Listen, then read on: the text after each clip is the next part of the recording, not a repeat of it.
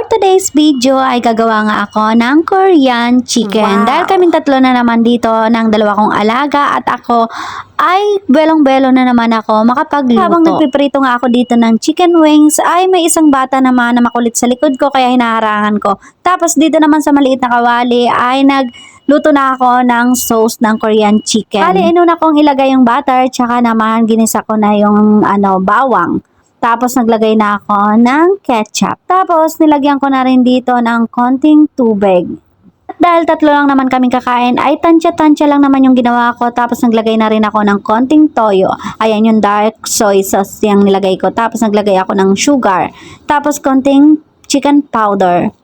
Tapos hindi na rin ako naglagay ng paminta dyan kasi may mga batang kakain. Tapos ito na yung pinakahuli, yung cornstarch para maglapot-lapot siya.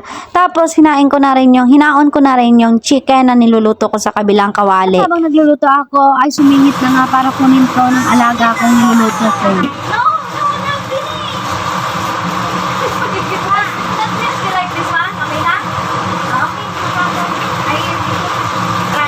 Dahil may isang batang makulit at kinuha na nga yung hindi tapos na chicken na niluluto ko at nilala sa mesa, eto na nga, gisa na ulit ako ng gulay. Ayan yung gulay na palagi kong niluluto at ayan, ginisa ko na, hindi ko na dinemo yan kasi meron na akong demo niyan or meron na akong video niyan. Tapos kinuha na naman ulit ng alaga ko yung gulay, tapos binalik niya na yung chicken at pritohin ko nga ulit yung chicken. At dahil excited na nga kumain ang bunso kong alaga at kinukuha niya na tong chicken, tinanong ko nga kung ilalagyan ko pa ba ng sauce ng Korean chicken, ay hindi na raw at ayan na nga, ihain ko na yun sa kanila at magtitira na lang ako para naman ilagay sa Korean sauce. At ito na yung pagkain ng mga alaga ko. Bali, hindi ako ang nag-prepare niyan. Ito ang bunsong alaga ko ang nag-prepare niyan. O diba, marunong na ang loka. Pagkatapos ko nga maibigay lahat ng pagkain nila, ay bumalik naman ako dito sa niluluto ko at nilagay ko na tong chicken wings dito sa Korean sauce.